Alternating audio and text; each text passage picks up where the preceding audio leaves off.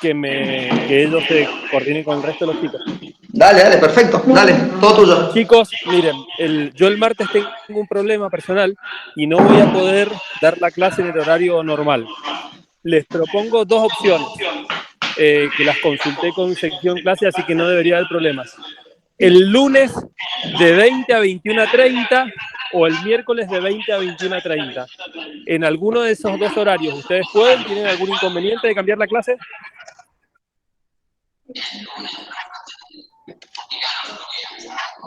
Sí. El lunes tenemos mecánica de los fluidos hasta las 21. Ustedes son, a ver, bueno, entonces me dijeron mal. ¿Y los miércoles?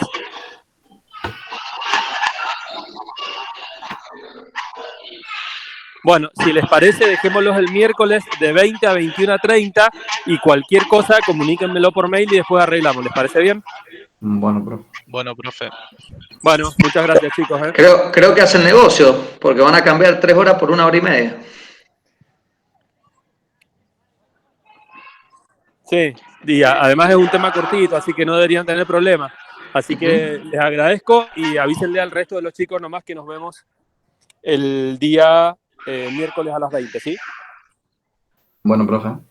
Muchas gracias, chicos. Gracias, Ariel. Nos gracias, vemos. Nicolás, que estés bien. Dale.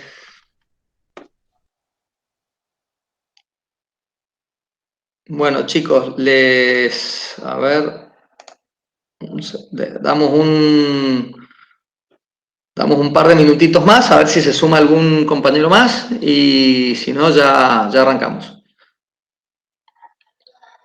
La clase de hoy va a ayudar un poquito a comprender un poco mejor lo que estuvimos viendo en la clase pasada, que por ahí no sé si han tenido tiempo por lo menos de pegarle una revisadita, una leidita como para más o menos estar en tema. ¿Se acuerdan un poquito de lo que estuvimos viendo, lo que son los costos marginales, los costos variables medios, los costos totales medios? ¿Recuerdan algo de todo eso? Yo me acuerdo de algo, pero no tuve tiempo para ver una leidita extra. Ok. Bueno, vamos a esperar 2 minutitos más y arrancamos.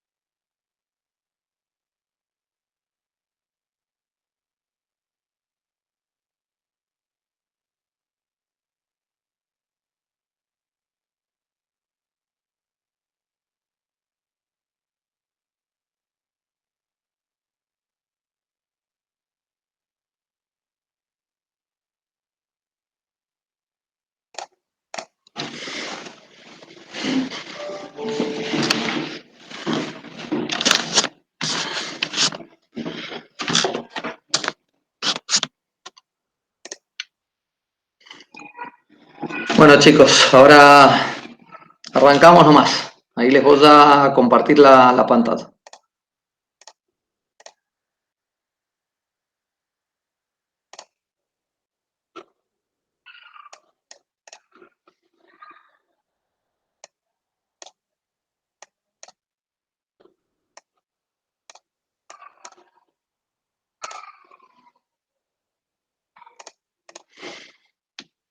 Bien, ahí ven la pantalla bien. Sí, se ve bien. Sí, profe. Bueno, ok. Lo que vamos a ver hoy es un tema que no debería ser tan largo, pero bueno, seguramente 1 horita y media nos va a llevar. Y básicamente es de alguna manera, la oferta en una industria competitiva, ¿sí? Hasta lo que estuvimos viendo un poco la clase pasada, cuando vimos las funciones de costo, o la función de producción y costo, es cómo de alguna manera estamos construyendo de alguna manera la curva de oferta, es decir, la curva de oferta está involucrada con todos esos factores productivos que estuvimos viendo, y esos factores productivos son los que de alguna manera constituían esa curva de costos marginales, ¿sí? Recuerdan que de alguna manera estuvimos viendo qué es lo que pasaba cuando contratábamos o sumábamos un recurso adicional. Entonces, la contratación de un recurso adicional, a ver, denme un segundo que justo se ha sumado, parece alguien más. Ahí está.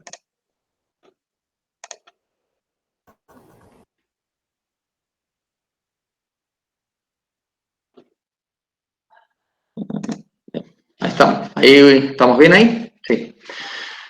¿Ven la pantalla completa? Okay. Sí, profe. Entonces lo que les comentaba es eso, veíamos cómo sumábamos un recurso más, que podía ser en ese caso la mano de obra, es decir, sumábamos una persona más, y esa persona generaba un adicional de producción, ¿sí? Y como ese adicional de producción, ¿sí? Cuando lo vendíamos, generaba un adicional de ingresos, y comparábamos normalmente ese adicional de ingresos con el costo. Y ahí veíamos si el adicional de ingreso o lo que normalmente se denomina ingreso marginal es mayor al costo marginal o no.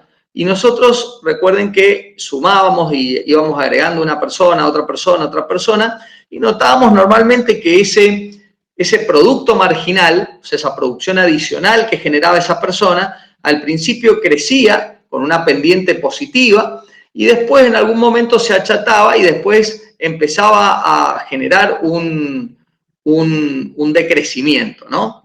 Notábamos que cada vez, digamos, en la medida que agregábamos una persona más, el crecimiento era, o el delta o el producto marginal era cada vez menor, y hasta en algún punto podía llegar a ser negativo en el caso de que tomar una persona más generara interferencia, o muchas veces esa persona se dedicara más a hablar y a molestar a otras personas que están trabajando, que los desconcentre e inclusive la producción cayera, ¿sí? Y eso lo habíamos tomado un ejemplo que podía darse mucho en lo que era el Estado, ¿no? En el Estado, en los municipios. Bueno, lo que vamos a ver ahora no es otra cosa que la oferta en una industria competitiva. Y para eso los objetivos de esta presentación son los siguientes. Lo primero que vamos a hacer es definir y describir qué entendemos por mercados perfectamente competitivos.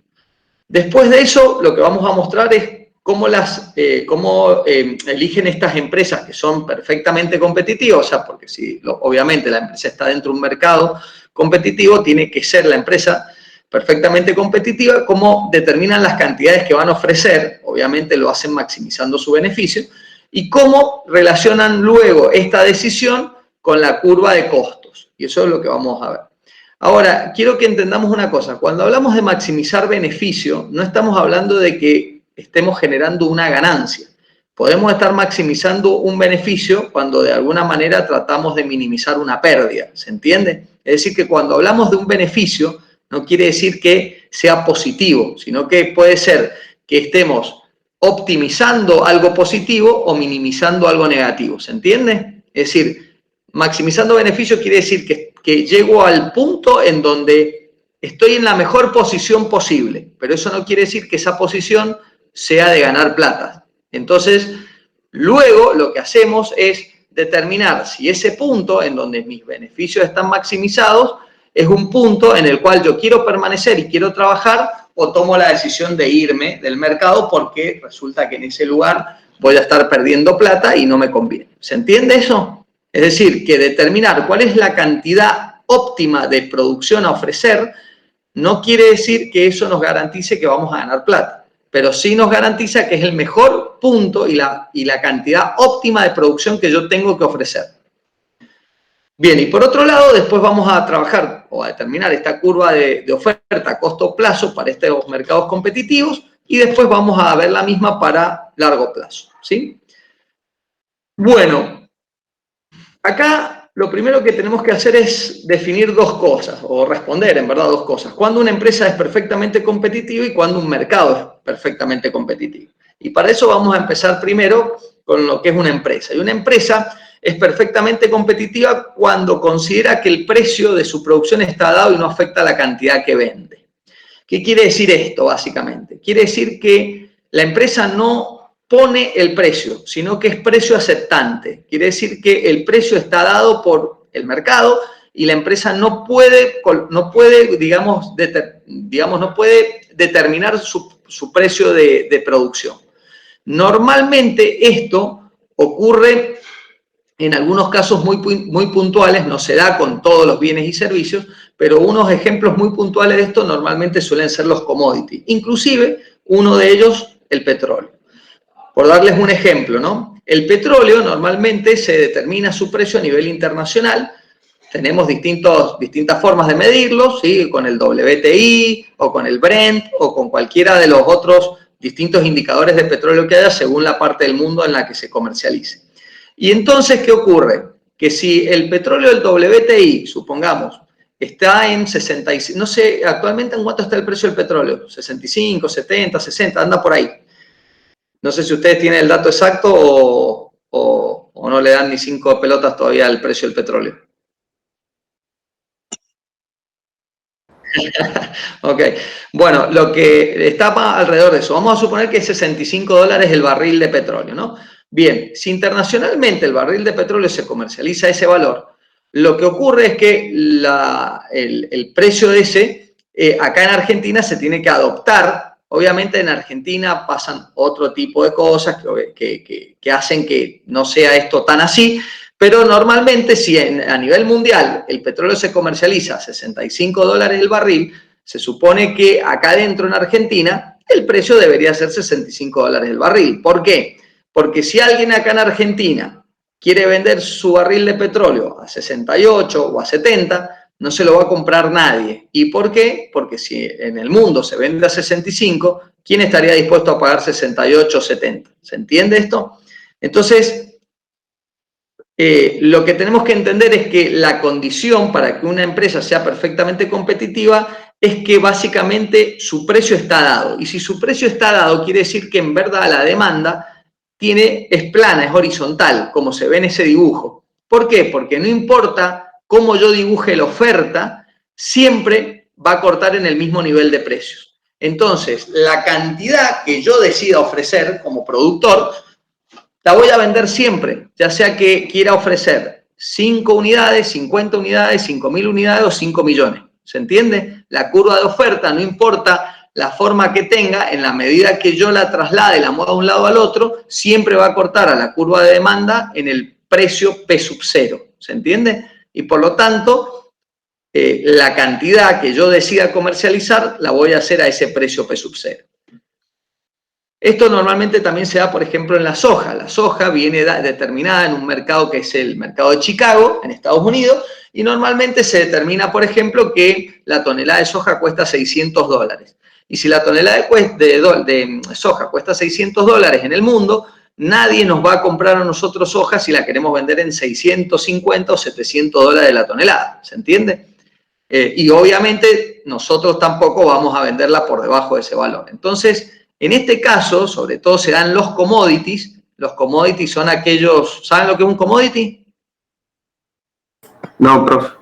Un commodity no es otra cosa que un bien, digamos, que se comercializa, que normalmente no se puede destacar de la competencia. Por darles un ejemplo, el trigo que yo hago y el trigo que vende mi competidor, ¿qué diferencia puede haber? Es trigo, ¿sí? El maíz es maíz.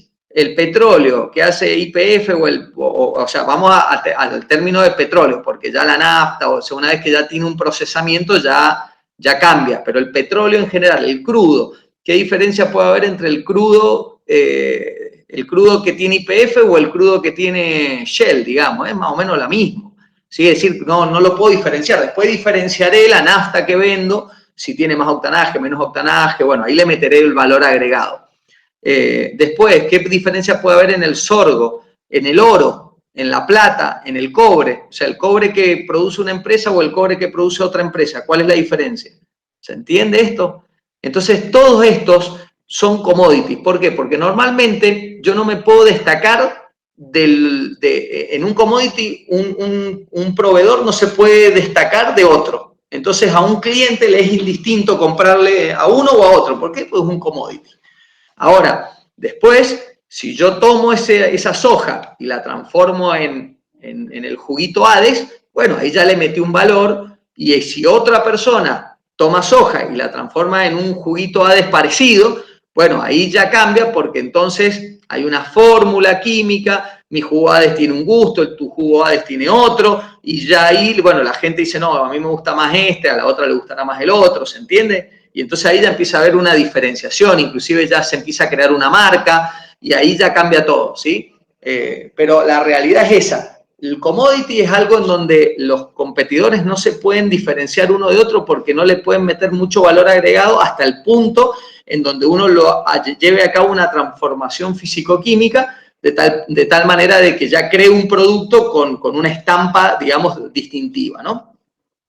Bien, entonces normalmente en los commodities se da esto de que los precios están dados y digamos, las empresas lo toman como un precio que está dado, que está determinado. Sin embargo, no todas las empresas son perfectamente competitivas, y aquellas que tienen una curva como la que ustedes ven, que es una curva de demanda con pendiente negativa, que es lo que normalmente ocurre en la economía, normalmente enfrentan demandas descendentes y suelen ser monopolistas o empresas que son imperfectamente competitivas, que esto lo van a estar viendo con Ariel la clase que viene. Entonces, ¿cuál es el tema acá? Que en verdad lo que ocurre normalmente en la economía es que la curva de demanda tiene esta forma que están viendo, pero hay casos muy puntuales en donde la curva de demanda tiene la forma plana que vimos recién. Y en eso es donde nos vamos a centrar en la presentación de hoy, en aquellos mercados en donde la empresa y el mercado es perfectamente competitivo y en donde la curva de demanda es plana, ¿sí? Entonces, obviamente, el precio ya se conoce y la empresa no le queda otra que aceptar ese precio. Después lo que hay que ver es si ese precio le generará o no rentabilidad a la empresa, y a eso es lo que vamos a tratar de meternos, ¿no? Bien, ahora, las imperfectamente competitivas o las monopolísticas se denominan precios determinantes porque son capaces de poner el precio que quieren. Ahora, pueden poner el precio que quieren, pero normalmente la cantidad que van a vender va a depender de ese precio. Si el precio es muy barato, probablemente tengan mucha demanda y vendan mucho. Si el precio es caro, van a tener poca demanda y van a vender poco. En cambio, en las perfectamente competitivas, el precio está dado y la empresa puede fabricar y vender toda la cantidad que quiera. ¿Se entiende? ¿Por qué? Porque lo hace solamente a un mismo precio. Bien, ahora vamos a entrar a ver qué es un mercado perfectamente competitivo, y para que haya un mercado perfectamente competitivo se deben dar varias condiciones, ¿no? Primero, vamos a entrar a ver el lado de los vendedores. Y entonces lo que vamos a analizar es lo siguiente. Una de las condiciones que se tiene que dar es que cada vendedor sea pequeño en relación con el mercado. ¿Por qué? Porque básicamente eso lo que va a garantizar es que no tenga un poder de negociación muy elevado. ¿Qué quiere decir esto? Que si los vendedores son chiquitos en relación al mercado en donde van a comercializar, entonces esto les va a permitir de ellos no ser formadores de precios. Si yo voy a comercializar la soja en un mercado en donde yo tengo el 70% del mercado, entonces ahí yo voy a poner el precio que quiera, no voy a hacer un precio aceptante, ¿se entiende? ¿Por qué? Porque tengo tanto poder que manejo el precio como quiero. En el caso del petróleo, esto ocurre normalmente con la OPEP. Es decir, un país no puede formar el precio del petróleo, pero un conjunto de países productores de petróleo que tienen mucho poder sí lo pueden hacer. Y entonces por eso es que el mercado se distorsiona, digamos, ¿no? Pero en términos generales el petróleo funciona como un mercado perfectamente competitivo, pero obviamente si se juntan muchos productores, obviamente el poder que van a tener es muy grande y ahí distorsionan este tipo de mercado, ¿no? Segundo, el producto es homogéneo, es lo que les acabo de explicar recién con el hecho de que es un commodity, ¿sí? Es decir, garantiza que los consumidores estarán tan insatisfechos comprándole el bien a un productor o a otro. Por ejemplo, puede ser la sal, ¿sí? la sal, el azúcar, la soja, el trigo y bueno, y el petróleo, el crudo, digamos, y así sucesivamente, ¿no? Los compradores están bien informados de los precios de los vendedores, es decir, que los consumidores son conscientes de los precios de los vendedores y por ende todo vendedor que eleve su precio no va a vender nada. Es decir, el comprador está tan bien informado que ustedes no van a poder subir los precios. Por eso es que ustedes son precio aceptante y no precios determinantes. Ustedes no van a determinar el precio, sino lo van a aceptar. Y eso se debe a que el comprador está tan bien informado del precio que ustedes no se van a poder hacer los cancheros, digamos, ¿no? Por otro lado, los vendedores actúan de manera independiente, ¿sí? ¿Qué quiere decir esto? Que los tipos que me compran a mí también son chiquitos normalmente en condición al mercado y también trabajan de manera independiente. Entonces ellos tampoco tienen un gran poder de negociación. ¿Eso qué ocurre? Si yo tuviera un solo, si yo tengo que muchos vendedores se agruparan o actuaran en conjunto, lo que va a ocurrir es esto que yo les explicaba en el punto 1, a que en el punto 1 dice que el vendedor es pequeño en relación al mercado, y en el punto 4 dice que aparte son independientes, es decir, que no tienen esa capacidad de formar una cooperativa o agruparse de manera tal digamos, de adquirir mayor poder y obviamente empezar a regular ellos el mercado, ¿no? Y por último, es que las empresas pueden salir y entrar de la industria libremente. ¿Esto qué quiere decir? Que la que mejor método de producción tenga puede entrar a la industria y la que pierda dinero pueda salir libremente, ¿sí? Y ahora vamos a empezar a entender esto un poquitito más. Cuando se dan estas 5 condiciones que hemos estado hablando, digamos, el lado de la oferta del mercado, porque fíjense que todo lo que hemos estado hablando es de los vendedores, el lado de la oferta es perfectamente competitivo, pero para que el mercado sea completamente o perfectamente competitivo, tenemos que ver también qué pasa con la demanda. Y entonces nos vamos a ver qué es lo que ocurre con los compradores. Y entonces tenemos que entender también que los compradores tienen que estar bien informados de los precios de los vendedores, tienen que ser pequeños, ¿sí? Y también tienen que actuar de manera independiente. Es decir, que tanto vendedores como compradores en relación al volumen de mercado deben ser pequeños, ¿sí? Y deben actuar de manera independiente. ¿Por qué? Porque tanto compradores como vendedores, si se ponen si se aglomeran o forman cooperativas o se unen entre sí, obviamente empiezan a adquirir poder de negociación y empiezan a poner ellos las reglas del mercado cuando eso no es lo que define un mercado perfectamente competitivo, ¿sí? Entonces, al igual que los grandes vendedores, los grandes compradores pueden influir con sus propios actos en el precio y los grupos de compradores pueden manipular el precio actuando conjuntamente. Si esto ocurre, el mercado pasa a ser automáticamente imperfectamente competitivo porque la curva de demanda deja de ser plana para empezar a tener pendiente negativa. ¿Queda claro? ¿Por qué? Porque entonces ellos pueden variar libremente el precio y la cantidad que ofrecen. ¿Hasta ahí les queda un poco claro esto que venimos desarrollando? Sí, profe. Ok, si hay alguna duda me interrumpen, chicos, ¿eh? Bien, ahora veamos qué es lo que ocurre a corto plazo con las empresas, ¿no?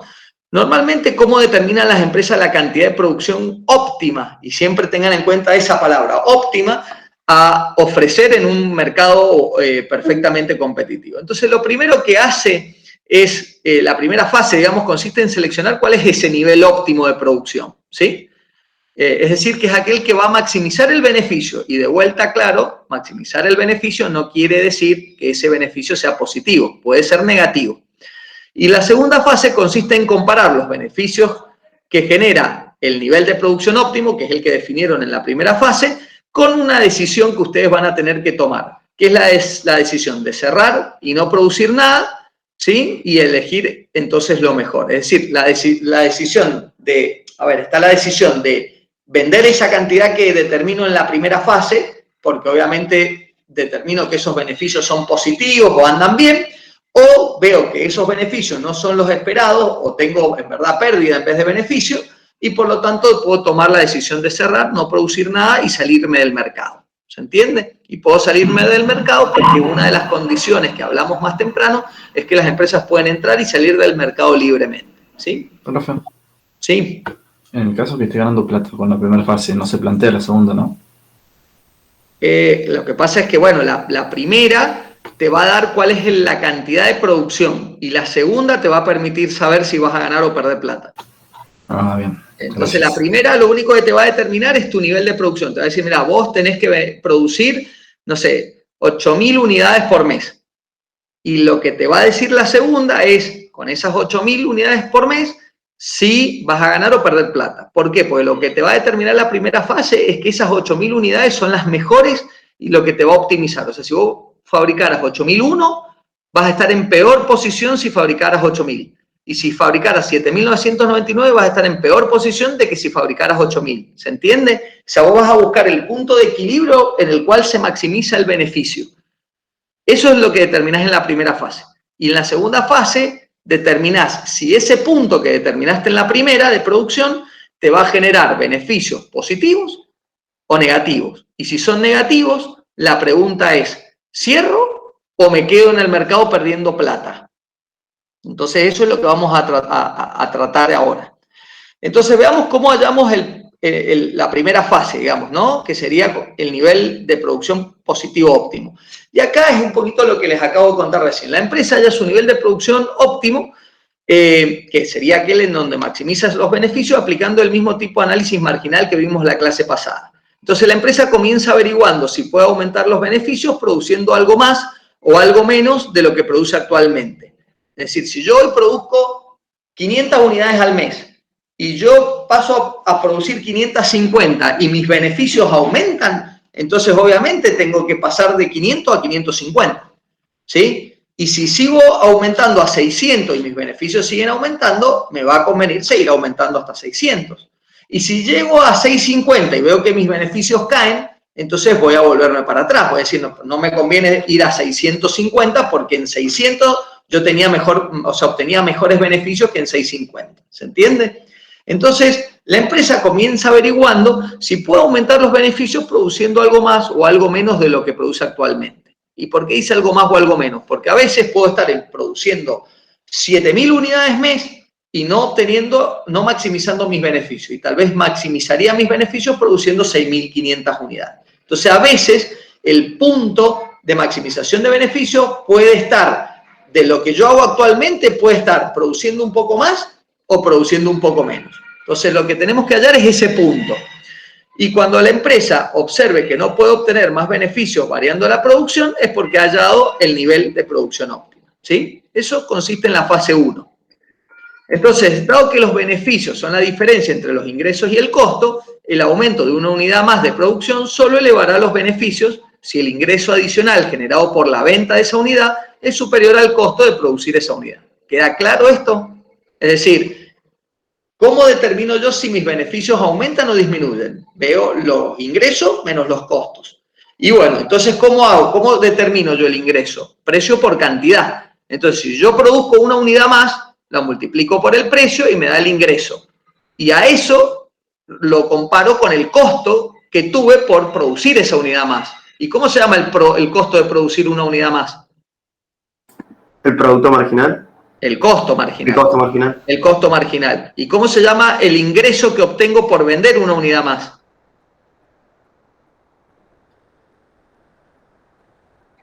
Ingreso marginal. Entonces, lo que yo hago es comparar mi ingreso marginal con mi costo marginal. Si mi ingreso marginal es mayor a mi costo marginal, ¿qué creen que voy a hacer? Producir esa unidad. Exactamente, producir esa unidad y seguir probando. ¿Qué pasa si mi ingreso marginal es menor a mi costo marginal? No produciría esa unidad extra. Claro, empiezo a producir cada vez menos. ¿Hasta cuándo? Hasta que se equilibra. Claro, hasta que mi ingreso marginal es igual a mi costo marginal. Cuando yo produzco una unidad más y lo que me genera de ingreso esa unidad es igual a lo que me costó fabricarla, estoy en mi punto de equilibrio. No tiene sentido seguir fabricando más porque ya no voy a tener un ingreso positivo, ¿se entiende? Y tampoco tiene sentido producir una unidad menos porque hasta ese momento yo estoy ganando plata. O sea, ganando plata, estoy teniendo un beneficio adicional. ¿Se entiende? ¿Queda claro? Sí, profe. Es decir, siempre que el precio, en este caso es el ingreso marginal, siempre que el ingreso marginal supera el costo marginal, yo produzco esa unidad más. Y vuelvo a producir otra, y vuelvo a producir otra hasta el punto en donde ese ingreso marginal se iguala al costo marginal. Cuando llego a ese punto, ahí me paro. Ese es mi punto de producción óptima. Pero si yo estoy al revés, si yo estoy en que mi costo marginal es mayor a mi ingreso marginal, quiere decir que me pasé, quiere decir que estoy produciendo más cantidad de la producción óptima. Y entonces, ¿qué hago? Reduzco una unidad, reduzco otra unidad hasta el punto en donde yo llegue que el precio marginal, perdón, que el ingreso marginal sea igual al costo marginal. ¿Se entiende? Y en ese punto, donde se iguala, es donde yo me quedo. Entonces dice, dado que una empresa perfectamente competitiva tiene una curva de demanda plana, ¿cómo calcularían ustedes el ingreso marginal? Si yo le dije que es precio por cantidad. ¿Cómo lo pregunto, profe? Si yo les digo que estamos en una empresa que es perfectamente competitiva, es decir, que es precio aceptante, es decir, que el precio ya está en el mercado, ¿cómo calculan el ingreso marginal? Según lo que estoy produciendo. No, el ingreso marginal, ¿cómo se calcula el ingreso marginal? El ingreso por vender una unidad adicional. Y si esa unidad adicional es una, la tengo que multiplicar ¿por qué? Por el precio. Y entonces, ¿cuál es el ingreso marginal? El precio. ¿Se entiende? Acá, al ser la curva de demanda plana, el precio siempre es el mismo. Entonces, si yo produzco una unidad más, va a ser AP0. Si produzco 2 unidades más, 3 unidades más, 5 unidades más, siempre va a ser al mismo precio. ¿Sí? Entonces, el ingreso marginal, que es el ingreso por producir una unidad más, es igual al AP0, al precio. Por eso es que cuando hablamos de una industria que es perfectamente competitiva, el ingreso marginal no es otra cosa que el precio. Y eso es lo que comparo con el costo marginal. Y entonces lo que yo tengo que ver es qué es más grande, el costo marginal o el precio. Y en función de eso, tomo el paso a la segunda fase, ¿no? Entonces, una empresa perfectamente competitiva puede aumentar sus beneficios elevando el nivel de producción siempre que el precio de mercado sea superior al costo marginal. En el caso de que eso no se dé y de que el precio sea menor al costo marginal, va a ser posible aumentar los beneficios reduciendo el nivel de producción. Quiere decir que, en verdad, no tengo que producir más, tengo que producir menos. ¿Hasta dónde? Hasta el punto en donde el precio se iguala al costo marginal. En este caso, recuerden esto, precio es lo mismo que ingreso marginal porque estoy multiplicando una unidad por el precio. ¿Se entiende? Es cantidad por precio, pero como estamos hablando de marginalidad, la marginalidad se mide por una unidad de producción. Entonces, obviamente, es 1 por el precio. ¿Sí? ¿Queda claro el concepto? Sí, profe. No los veo muy convencidos, ¿eh? Por eso... Profe. Sí. Por eso les decía que era importante pegarle, aunque sea una leidita a la clase pasada. Sí, ¿qué me querías decir? El precio, cuando es mayor costo marginal, ¿qué es lo que significa? ¿No entendí esa parte? Mirá, lo que vos hacés es, si vos tenés una fábrica y vos estás vendiendo hoy, no sé, 1000 unidades, y te estás planteando si te conviene fabricar una unidad más. Estás planteándote si te conviene fabricar 1001. Entonces, ¿cuál es la pregunta que te haces para ver si haces una unidad más? Vos decís, bueno, ¿cuánto voy a obtener por esa unidad que vendo versus cuánto me va a costar hacer esa unidad más? Si vos vender esa unidad más, es decir, el ingreso marginal, porque es el ingreso por una unidad más, es mayor al costo de esa unidad, es decir, al costo marginal, entonces vas a encararla y la vas a hacer. ¿Se entiende? Ahora, si el costo de producir esa unidad es más grande que lo que vos vas a obtener vendiendo la unidad, no la vas a hacer. ¿Se entiende? Sí, profe. Entonces eso es lo que estamos diciendo acá. O sea, ¿cómo determino cuál es mi punto de producción óptima? Haciendo esto, llegando al punto en el cual yo sepa cuál es la cantidad óptima a producir. ¿Por qué? Porque si produzco una unidad más, el costo de esa unidad va a ser mayor al ingreso que voy a obtener. Y si produzco una unidad menos, el precio va a ser mayor al costo. Entonces me va a siempre convenir, si estoy digamos, si estoy a la izquierda, me va a convenir producir, y si estoy a la derecha, me va a convenir dejar de producir. Esto lo pueden ver en este gráfico. La curva de costos marginales tiene esta forma, que eso lo vimos la clase pasada, ¿sí? Acuérdense que la curva de costos marginales empezaba normalmente con valores altos, y en la medida en que yo iba aumentando la producción, el costo marginal bajaba y después empezaba a aumentar. ¿Por qué? Porque la curva de costos marginal era una forma de U, mientras que la curva de producto marginal era una U invertida. Y entonces yo les había dicho que por la ley de los rendimientos decrecientes, el producto marginal crecía rápidamente al principio y después caía. Que les di el ejemplo de cuando ustedes estudian. Arrancan las primeras 2 horas estudiando y retienen un montón de información y después de un cierto tiempo ya no empiezan a entender nada, y seguir pasando tiempo enfrente de un libro lo único que hace es que ustedes no aprendan nada y sigue cada vez menos. Entonces eso es lo que hacía el producto marginal. El costo marginal es la inversa. Mientras más producto marginal tengo, menor costo marginal. Pero cuando el producto marginal empieza a ser chico, empieza a caer, los costos marginales se empiezan a disparar. Y entonces acá fíjense algo muy sencillo. El punto en donde el precio o la demanda, en definitiva, porque la demanda es plana, el punto en donde corta el precio con la curva de costos marginales es lo que determina este Q con asterisco de acá. Y eso no es otra cosa que la producción óptima. ¿Se entiende? Entonces, esa producción óptima es el punto que ustedes tienen que determinar. Obviamente, ¿de qué depende? Del precio. Si el precio sube, ustedes van a poder producir más cantidad. Si el precio baja, van a tener que producir menos cantidad.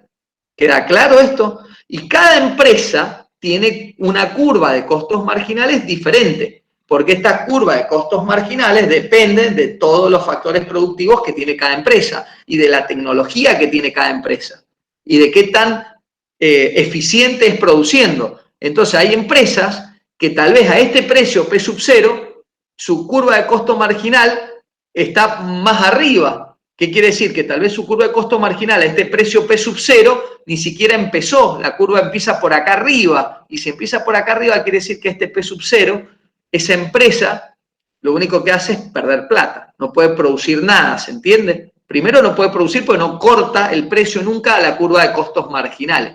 Lo que ustedes están viendo en este gráfico, chicos, no es otra cosa que ya van a ver cómo la curva de costos marginales se transforma en la curva de oferta, pero no es otra cosa que la curva de oferta siendo interceptada por la demanda. Lo que pasa es que la demanda, al ser plana, al ser una industria perfectamente competitiva, está dada por el precio, ¿sí? Que es lo que vimos en la primer filmina. Y la curva de costos marginales, que tiene la forma de la oferta, con pendiente positiva y todo, está interceptando a esa curva de demanda en un punto E. Y ese punto E es el punto de equilibrio. ¿De qué mercado? De esto, de lo que estemos comercializando acá. Supónganse que esta curva de costos marginales es de producción de tomate, de aceite de oliva, de petróleo, de la industria que estemos, estudiando, ¿no? Entonces, ahí termina lo que es la fase 1. Determino cuál es ese Q'. Y ese es el Q' que yo tengo que producir. La siguiente fase me va a decir, ¿tengo que producir ese Q' o no? O sea, ¿por qué? ¿Voy a ganar plata? ¿Voy a perder plata? Entonces, eso es lo que determina la segunda fase. Pero sabemos que el punto es Q'. Entonces, una vez utilizada la condición marginal, que es lo que vemos en la fase 1, para determinar la cantidad positiva óptima a producir, luego debe decidirse si se debe producir dicha cantidad positiva óptima o nada. Entonces, ¿qué pasa? Si una empresa cierra temporalmente, que esto lo vimos la clase pasada, y no produce nada, obviamente no va a tener ingresos porque no produce nada, pero tampoco va a tener costos variables, porque si no produce nada, los costos variables son 0. ¿Recuerdan lo que eran los costos variables? Eran aquellos costos que están asociados a las unidades de producción. En el caso de una botella de vino, les di el ejemplo de la etiqueta, el corcho, la botella. Si yo no produzco nada, no voy a tener esos costos, pues no voy a comprar la botella, ni el corcho, ni la etiqueta. Pero lo que sí voy a tener son los costos fijos. Entonces, si la empresa cierra temporalmente, va a tener que igual afrontar los costos fijos. Y esos costos fijos, la única forma de evitarlos es si la empresa cierra definitivamente, ¿sí? Y entonces, en general, si el ingreso es superior al costo variable en el nivel de producción óptimo, la empresa debe producir la cantidad positiva óptima a corto plazo. De esa manera cubre, al menos en parte, sus costos fijos y sufre menos pérdida que si deja de producir. Eso ya lo vamos a ver enseguida, pero es algo de lo que vimos recién. La empresa debe comparar el precio y el costo variable medio correspondiente al nivel de producción positivo óptimo en el que, digamos, el precio es igual al costo marginal. Si el precio supera el costo variable medio, la empresa debe producir. Si el precio es menor al costo variable medio, debe cerrar. Y esto lo van a visualizar acá. Es decir, ahora, además de tener la curva de costos marginales y la curva de precio, es decir, y ver ese punto óptimo de producción que está acá, ese Q', ahora lo que yo tengo que ver es dónde pasa mi curva de costos variables medio, que es esta que está acá, y de costos totales medio. Entonces acá se pueden dar tres situaciones diferentes. Puedo estar en la primera situación en donde para ese precio P sub 0, ¿sí?, esta cantidad Q' me genera beneficios. ¿Por qué? Porque en este punto, en el de costos totales medios, yo en ese punto estoy cubriendo el 100% de mis costos, ¿sí? Entonces, si el precio está por arriba, lo que está marcado en este rectángulo que está acá, vendría a representar el beneficio. Vendría a decir, che, yo cubrí todos mis costos y tengo una ganancia, tengo una adicional. ¿Se entiende? Ahora, si el precio, si este P sub 0 no estuviera acá arriba y fuera más bajo, ¿sí?, porque el precio de estos commodities cambia, es decir, a veces el precio del petróleo llega a $100 el barril y a veces el precio del petróleo cae a $20 el barril. No siempre está quieto el precio. Entonces, tal vez a $50 el barril yo tengo estos beneficios, o sea, tengo esta ganancia. Pero tal vez puede ser que mañana el precio del barril caiga y esté en $30 el barril. Y si está en $30, tal vez me pasa esta situación que estoy acá en el medio. Es decir, que el precio pasa justo entre la curva de costos totales medios y de costos variables medios. Entonces, fíjense que yo no alcanzo a cubrir en ese Q', recuerden que el Q' siempre se obtiene en donde corta el precio a la curva de costos marginales, que sería la fase 1. Y la fase 2 es comparar dónde está el precio en comparación con el costo variable y el costo total medio. Y entonces, ¿qué es lo que ocurre acá? Acá lo que pasa es que estoy por debajo del costo total medio, pero por arriba del costo variable medio. Entonces, si no cubro el 100% de los costos, lo que obtengo es pérdida. Pero fíjense que eso no quita que el Q' es el que maximiza mi beneficio. En este caso sería el que minimiza mis pérdidas, porque lo que me está dando acá es pérdida, ¿sí? Pero esta situación es muy particular y la voy a dejar para, denme un segundo, primero voy a pasar a explicar esta última. Y cuando el precio, como se da en este tercer gráfico, ya pasa por debajo del costo variable medio, obviamente la decisión que tengo que tomar es la de cerrar. ¿Por qué? Porque estoy perdiendo mucha más guita. ¿Por qué? Porque no solo no cubro los costos fijos, que son estos que se muestran acá con el diagrama de pérdida, sino que encima tampoco cubro los costos variables. Entonces, ¿qué es lo que ocurre? Para este P0, que está acá, si yo me quedo produciendo, lo que voy a perder es este rectángulo grande hasta acá abajo. Todo eso va a ser pérdida. Todo, absolutamente todo. Pero si yo cierro temporalmente, solo voy a tener esta pérdida que es mucho más chiquitita, pero va a ser pérdida. Y esta pérdida, que fíjense que es la diferencia entre por donde pasa el costo total medio en este punto y el costo variable medio en ese mismo punto, o sea, para esta misma cantidad, ¿qué quiere decir? ¿Qué es lo que hay entre el costo total medio y el costo variable medio? El costo fijo. El costo fijo medio. Entonces, el costo fijo medio yo no lo puedo, digamos, es algo que yo voy a perder de todas formas, ¿sí? La única forma en la que voy a dejar de tener esa pérdida es si cierro definitivamente. Pero si yo cierro temporalmente, es más beneficioso, digamos, en este caso, que producir. Porque si yo cierro temporalmente, tengo esa pérdida que ustedes ven acá. Pero si yo encima produzco esta cantidad, aumento mi pérdida porque ahora se me incrementan los costos variables medios. ¿Qué es lo que ocurre? Es que el precio al que yo vendo no cubre el costo variable medio. Entonces, por cada unidad que yo produzca, a ver, esto es muy simple. Yo voy a tener un costo variable medio de 10 más el costo fijo de 2, yo tendría que tratar de vender en 12 para no perder plata. Y resulta ser que el precio está en 4. Entonces, los 2 de costo fijo los tengo. Ya los tengo. Pero si encima yo produzco, y lo que produzco, ese costo variable, me cuesta 10, y yo lo puedo vender después por 4, por cada unidad que yo produzca, voy a estar perdiendo 6. Aparte de los 2 del costo fijo. ¿Se entiende eso? Sí, profe. Es decir, no, obviamente cierro y me voy al carajo, no sigo, no voy a poner una empresa que ni siquiera cubre los costos variables. Es decir, yo voy a estar vendiendo una botella de vino por 100 pesos y resulta que la etiqueta, el corcho, la botella y el vino que está dentro, porque el vino no deja de ser un costo variable, digamos, todo eso resulta que tiene un costo de 250 pesos. Entonces, pero el mercado me dice que yo nada más lo puedo vender a 100. ¿Por qué? Porque es un mercado de industria competitiva, es decir, el precio está dado, no lo puedo dar, no lo puedo poner yo. No es el caso del vino, porque ustedes saben que el vino, cada bodega pone el valor del vino, pero el vino no pertenece a una industria perfectamente competitiva. ¿Por qué? Y porque todos los vinos son distintos. Y ahí está la marca, y no estamos hablando de un commodity, estamos hablando de algo que se diferencia. Esto aplica a los commodities, chicos. Tengan siempre claro esto. Esto no tiene ninguna aplicación si nos ponemos a hablar de la industria automotriz, en donde yo no puedo comparar una Toyota con una Ford Ranger, o sea, una Hilux con una Ranger, o no puedo comparar no sé, que sea un Audi con un BM.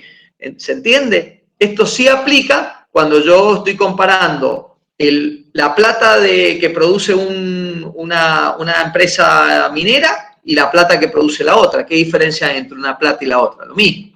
O el cobre, es lo mismo. ¿Se entiende? O la soja. ¿Qué diferencia hay entre la soja del campo que está en Buenos Aires y la soja del campo que está en Córdoba? Es lo mismo. O sea, es un commodity. Entonces, para esto tiene aplicabilidad. ¿Por qué? Porque el precio para estos ítems están dados normalmente a nivel internacional y lo que se hace en Argentina es se adopta ese precio, ¿sí? En la mayoría de los casos. Después puede haber variaciones, como pasa con el caso de los combustibles, en donde de Argentina le coloque impuestos y obviamente el precio cambia. ¿Por qué? Porque si internacionalmente se comercializa a $70 el barril, pero en Argentina hay un impuesto, la gente que va a comercializar el petróleo en Argentina tiene que adicionarle al precio el impuesto. ¿Se entiende? Entonces tal vez no se comercializa a 70, se comercializa a 80. Pero a lo que voy eso es solamente porque se le agregó un impuesto, pero no es por otra cosa. Entonces el precio está dado. Entonces la situación del medio es muy particular, la de acá, porque esto implica que yo tengo pérdidas, pero yo supero mis costos variables. ¿Qué quiere decir? Que en esa situación lo que yo vendo, ese vino, supongamos que lo vendo en 300 pesos y alcanzo a pagar la etiqueta, el corcho, la botella, el vino. Lo que no alcanzo a pagar tal vez es el 100% del alquiler de la bodeguita o la secretaria que tengo que me toma los pedidos. ¿Se entiende? Entonces, por eso hay una parte del costo fijo que no alcanzo a cubrir. Fíjense que acá pierdo el 100% del costo fijo, porque acá lo que yo tengo que hacer es cerrar temporalmente. Y por eso tengo este costo fijo. Fíjense que este gráfico no les muestra la pérdida completa hasta acá, porque obviamente la decisión, cuando el precio pasa por debajo del costo variable medio, es la de cerrar, no la de producir. Yo, si produzco, obviamente pierdo más. Y yo lo que busco es maximizar el beneficio o minimizar la pérdida. En este caso, no voy a producir absolutamente nada, o sea, este Q es totalmente mentiroso porque no lo voy a producir, ¿se entiende? Porque lo único que haría produciendo eso es perder más plata. Pero acá no, acá me conviene producir en el gráfico del medio, porque si yo no produzco, obviamente pierdo todo esto que está acá, todo este rectángulo grande que está acá. Produciendo, recupero esta partecita y sigo perdiendo, pero pierdo menos. Entonces, ante la situación del medio, en la que el precio supera el costo variable medio, pero no el costo total medio, es la situación en la que yo me quedo produciendo en el mercado ¿sí? Pero eso lo puedo soportar durante un tiempo determinado. ¿Por qué? Porque si el precio no sube, voy a perder plata, porque voy a estar perdiendo plata. Lo que pasa es que voy a estar perdiendo menos de si yo cierro temporalmente. Entonces me conviene quedarme produciendo, aunque pierda algo de plata, esperando que cambie el precio de lo que yo vendo a un valor más alto y que supere el costo total medio y empiece a obtener o empiece a estar en esta situación de acá, el primer diagrama en donde yo tengo beneficios. ¿Queda claro eso? Sí, profe. Tengan en cuenta que el costo marginal es una curva que viene, que está dada porque son los costos de mi empresa y que lo que va a estar cambiando básicamente es el precio. Si el precio aumenta, vamos a estar en una mejor situación, ¿sí? Supónganse, ustedes tienen, es lo que pasa con la soja, cuando, por ejemplo, en el resto del mundo, no sé, hay sequías o hay mala producción y Argentina anda bien, bueno, pum, el precio de la soja aumenta porque hay poca soja y el sojero acá en Argentina se recontra beneficia porque la soja se comercializa a un precio muy alto, ¿sí? También pasa lo contrario, los años que hay mucha soja, lo que ocurre es que el precio baja y bueno, y el sojero de Argentina de alguna manera se perjudica porque no puede vender en vez de vender a $600 la tonelada, la termina comercializando en 300, ¿sí? Y bueno, obviamente eso impacta. Entonces el precio es lo que es mucho más móvil o variable. El costo marginal, la curva de costos marginales, ¿cómo la podemos trasladar? ¿Cómo la podemos mover a la derecha o a la izquierda? A ver si alguien recuerda algo de la clase pasada. ¿Produciendo menos? ¿No? No, la curva de costos marginales es cómo está constituido tu costo en definitiva. O sea, ahí está metido todo lo que vos, el costo que vos tenés para producir una unidad más, una unidad más, una unidad más. Entonces, por ejemplo, por darles un ejemplo, si se mejorara la tecnología y ustedes pudieran producir al mismo costo mayor cantidad, es decir, si yo me gasto 10 pesos para producir 10 unidades, pero mejorando la tecnología me gasto 10 pesos para producir 20 o 30 unidades, obviamente lo que ocurre es que la curva de costos marginal se va a trasladar hacia la derecha. Esto es como equivalente, ¿ustedes se acuerdan cuando vieron la frontera de posibilidad de producción con Ariel? ¿Recuerdan lo que es la frontera de posibilidades de producción? ¿Lo vieron en la primera clase con Ariel? Que era, bueno, la frontera de posibilidad de producción es que vos tenés una determinada cantidad de recursos y la frontera muestra el punto en donde vos no tendrías despilfarro y estarías produciendo lo máximo que podés con esos recursos, ¿sí? O sea, vos tendrías 2, 3, 5, 20 recursos, no importa, puede ser 2 personas, un tractor, 5 burros, lo que sea que tengas, y la combinación óptima vas a estar en puntos de esa frontera de posibilidad de producción. Si vos estás dentro de la frontera, quiere decir que vos estás despilfarrando, quiere decir que vos tenés recursos para producir más, pero estás produciendo menos de tu potencial, de lo que podrías. Y estar fuera de la frontera de posibilidad de producción es un punto inalcanzable. Vos no podrías, o sea, si tu límite es 20, vos no podrías producir 30. Ahora, la pregunta es cómo vos podés expandir la frontera de posibilidad de producción, cómo podés hacer para producir más con los mismos recursos. Y la única forma es mejorando la tecnología. ¿Se entiende? Es lo que ocurre normalmente en cualquier lugar, ¿sí? Es decir, ¿cómo se puede producir más petróleo teniendo el mismo pozo? Y bueno, empezaron con el fracking. O sea, antes se sacaba todo el petróleo que salía de los métodos convencionales, ¿no? El fracking es el de no convencional, ¿no es cierto? Sí, pero... Ok, entonces, métodos convencionales, ustedes chupaban o sacaban, bombeaban todo el petróleo que tenía el pozo y todo lo que quedaba en los poros de la roca y todo esto no lo podían sacar o no lo sacaban, quedaba ahí.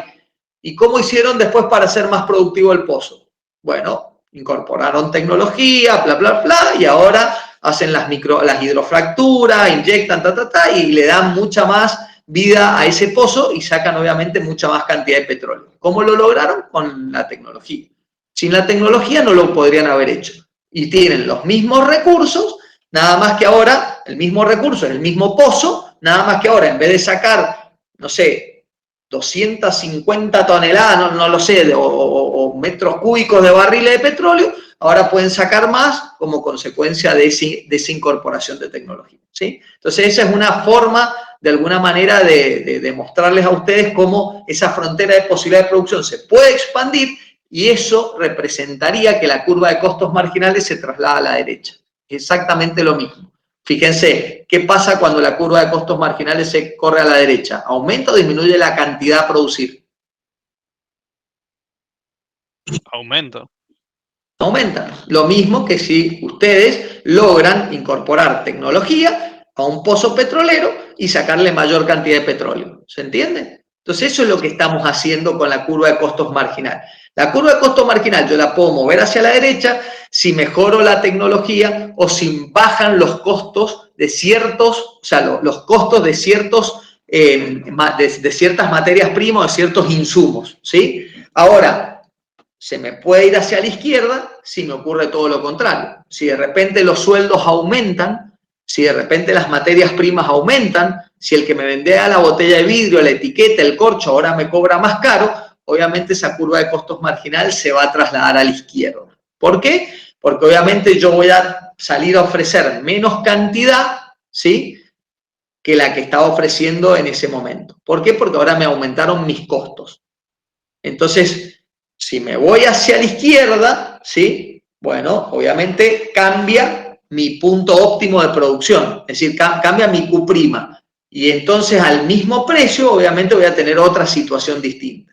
Pero es mucho más variable el precio, ¿sí?, que la curva de costos marginales. Bien, pero lo que quiero mostrarles es eso, que tanto la curva de costos marginales como el precio puede variar y puede estar alterando esto. Y por eso es que hay muchas empresas que deciden no cerrar y cierran temporalmente. ¿Por qué? Porque puede ser que por una coyuntura estén hoy perdiendo plata, pero se espera de que el precio vuelva a subir o vuelva a valores, qué sé yo, más elevados, en donde yo ganaba dinero, donde yo tenía beneficios positivos y entonces, bueno, me quedo 1, 2, 3 meses perdiendo un poco de plata sabiendo que la expectativa es que el precio vuelva a subir a valores en donde yo genero ingresos, ¿sí? Genero beneficios. Bien, entonces, la fase 1 es hallar el valor óptimo de producción en el cual el ingreso marginal se iguala al costo marginal. Y como el ingreso marginal es igual al precio, es donde el precio iguala al costo marginal. Y la fase 2 es si el precio es mayor o igual que el costo variable medio, es decir, es mayor o igual que este punto, o que este punto que está acá, o que ese puntito que está acá, entonces me quedo y no cierro. Ahora, si no es así, entonces me conviene cerrar la empresa, ¿sí? Me conviene cerrar y salir. Bien. Fíjense una cosa que yo les estoy mostrando acá. La curva de oferta a corto plazo de una empresa competitiva muestra la cantidad de producción que ofrecerá a cada uno de los precios para maximizar sus beneficios. Esa curva de oferta, digamos, coincide con la curva de costos marginales cuando los precios son superiores al nivel mínimo del costo variable medio. Si son inferiores al costo variable medio, obviamente lo que va a hacer la empresa es cerrar e irse. Entonces, si ustedes miran el gráfico, van a ver lo siguiente, la curva de costo total medio, la de variable medio. Fíjense que el punto en donde la curva de costos marginal corta la curva de costos variable medio se denomina precio de cierre. Y donde corta a la curva de costos totales medios se denomina precio de nivelación. ¿Qué quiere decir? Que si el precio está por encima del precio de nivelación, voy a tener beneficios positivos, es decir, voy a tener ganancia. Si el precio está entre el precio de nivelación y el precio de cierre, yo voy a permanecer en el mercado, ¿sí? Porque cerrar temporalmente me va a generar mayores, o sea, voy a tener más pérdidas cerrando temporalmente que quedándome produciendo, aunque pierda algo de plata. ¿Por qué? Porque voy a estar, aunque sea, cubriendo parte de los costos fijos. Y si mi precio, este precio que está acá, que es la demanda, está por debajo del precio de cierre, entonces agarro las valijas y cierro todo. ¿Se entiende? O sea, por debajo del precio de cierre no hay ninguno, la empresa directamente me salgo del mercado, no tiene ningún sentido que me quede. ¿Queda claro? Sí, Profe, es lo mismo que dijo recién, pero ahora le puso nombre a los precios. Es lo mismo, con la diferencia que ahora o sea, cuando el precio baja al nivel del precio de cierre, ¿sí? O baja por debajo de ese punto, entonces la decisión es cierro y me voy. Cuando está por arriba del precio de cierre, me quedo. Pero si está entre el precio de cierre y el de nivelación, voy a estar perdiendo plata, pero menos que si yo cierro temporalmente. Y si está por arriba del precio de nivelación, como se muestra justo acá en el gráfico, entonces voy a estar ganando dinero, voy a estar teniendo beneficios positivos. ¿Se entiende esto? Sí. Otra cosa, recuerden siempre, si alguna vez les toca graficar esto, que esta curva de costos marginales siempre pasa por el punto mínimo de la curva de costos variables medio y por el punto mínimo de la curva de costos totales medios. Esto es algo que les expliqué en la clase pasada por qué se daba así, ¿sí? Bien, entonces esto es lo más importante que tienen que entender. Desde el punto de cierre en adelante, la curva de costos marginales es la curva de oferta de la empresa.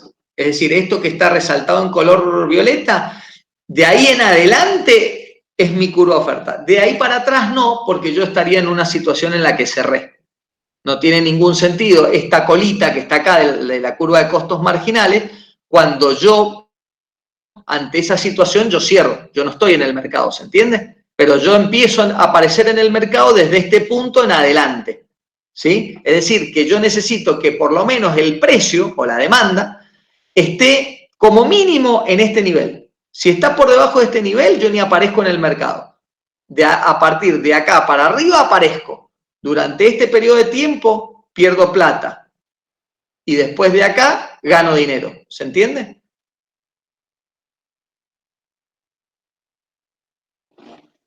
¿Queda claro esto? sí, profe, sí. Sí, pero ¿están seguros que sí? No me digan que sí por decirme, porque no tiene sentido. Si la idea de que ustedes presten, o sea, estemos en la clase, es que ustedes se puedan sacar las dudas, porque cuando ustedes van al libro, el libro es mucho más complicado de entender, porque el libro no tiene a alguien que les responda del otro lado las consultas que ustedes tengan. Si tienen dudas, me paran, ¿sí? Conclusión. Esta curva de costos marginales, a partir de ahí, es lo que es mi curva de oferta. Y esto es lo que yo grafico normalmente, la oferta y la demanda. Y el punto en donde se cortan las dos, el punto de equilibrio, que es esa cantidad de producción óptima. Esto está visto desde el lado de la empresa. Lo que estoy dibujando acá es la curva de oferta y de demanda de la empresa, no la del mercado, de la empresa, ¿sí? Bueno, y acá les hago un poco de hincapié en que es el precio de nivelación. O sea, a partir de ese precio es donde empiezo a obtener beneficios positivos, ¿no? Cuando el precio supera el precio de nivelación. Cuando el precio está por debajo, voy a tener pérdida.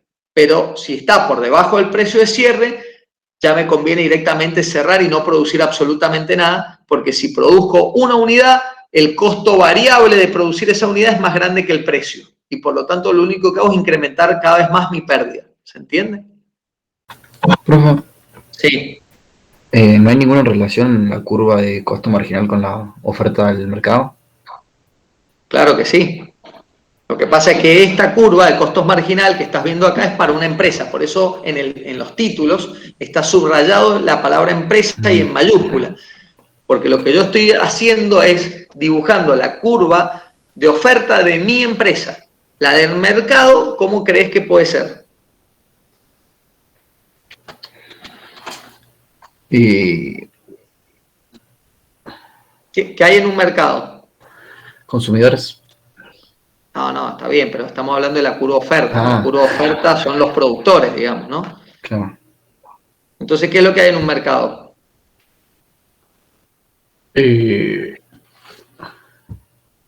Suponete que el mercado es de, no sé, de aceite de oliva.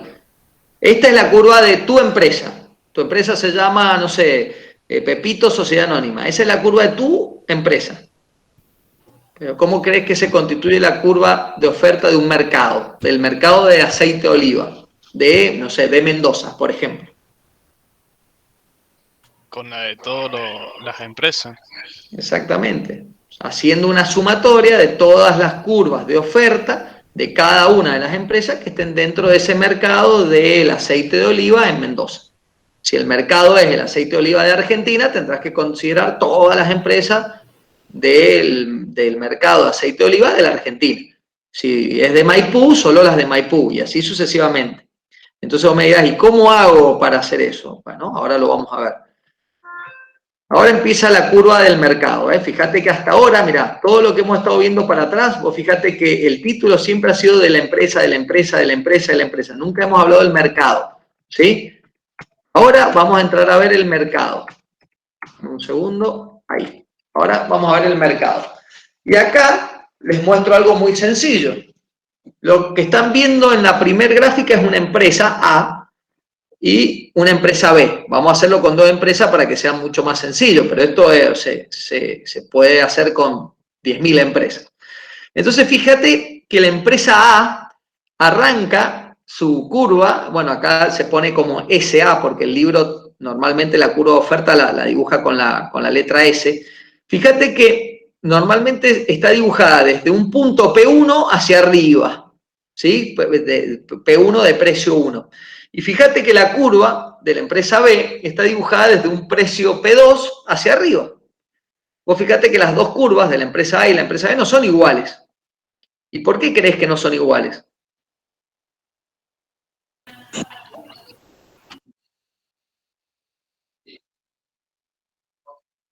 Puede ser, digamos, pero en verdad tienen curvas de ofertas distintas porque obviamente tienen o tecnologías distintas o costos distintos de producción. Hay empresas que logran producir, ya sea por la cantidad que producen o lo que sea, logran producir a un costo más barato y por lo tanto lo que yo veo con la empresa A es que esa empresa, fíjate que se queda en el mercado partiendo desde el precio P1, pero la segunda empresa empieza en un precio P2 que es más alto. Entonces, fíjate qué es lo que ocurre entre P1 y P2, que lo podés ver en la tercera gráfica. En la tercera gráfica, lo que ocurre entre P1 y P2 es que ese pedazo es lo mismo, o sea, este pedazo, este tramo que está acá, es lo mismo que el tramo que yo tengo acá. ¿Por qué? Porque yo cuando voy a hacer la sumatoria se hace a nivel horizontal. Entonces, en P1 tengo esta cantidad, suponete que es esta cantidad que se vería en este eje X acá, ¿sí? Sumado a lo que me aporte la siguiente empresa, pero la siguiente empresa en P1 no me aporta nada. ¿Y por qué no me aporta nada en P1?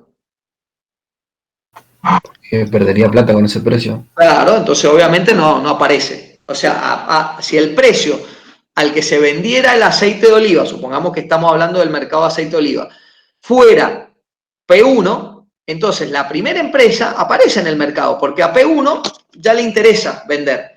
La segunda empresa no aparece porque en P1 estaría por debajo del punto del precio de cierre. Entonces ni aparece, ni entra al mercado. Dice, no, me quedo afuera, ni me pongo a producir nada, me quedo afuera.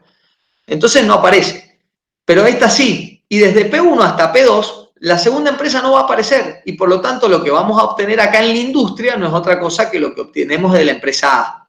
Pero a partir de P2, las cantidades se suman. Entonces sumo la cantidad que aporta la empresa 1 más la cantidad que empieza a aportar la empresa 2 o la empresa B. Y entonces fíjense que hay como un pequeño desplazamiento y después voy sumando las cantidades. ¿Se entiende? Es decir, para el P2, para el P2, 2', 3', hasta el P3, P4, según el precio. ¿Y qué pasa? Hay muchas empresas que en la medida que el precio vaya aumentando, van a ir apareciendo, se van a ir sumando al mercado. Y van a ir a empresas que en la medida que el precio vaya disminuyendo, se van a ir retirando del mercado. Y eso es lo que vamos a poder ver en esta última curva. Lo que yo puedo estar viendo acá es muy simple. Es que cuando el precio cae por debajo de P2, ¿sí? La empresa B se retira del mercado. ¿Por qué? Porque este tramo que queda acá es de la empresa A. Cuando el precio supera P2, la empresa B ingresa al mercado y suma a las cantidades lo que va a ofrecer la empresa B y lo que ofrece la empresa A. ¿Se entiende? Y así sucesivamente. Entonces, por eso es tan importante y ven que según qué tan, qué tan eficientes sean en sus procesos productivos, van a haber empresas que a un determinado precio van a estar vendiendo en el mercado, mientras que otras no lo van a poder hacer. ¿Por qué? Y porque se supone que la curva de la empresa A es más eficiente que la de la empresa B. Y por eso puede estar vendiendo o ofreciendo producción a un precio más bajo que el de la empresa B. ¿Sí? ¿Por qué? Porque tiene un proceso más eficiente o de menor costo. ¿Queda claro eso?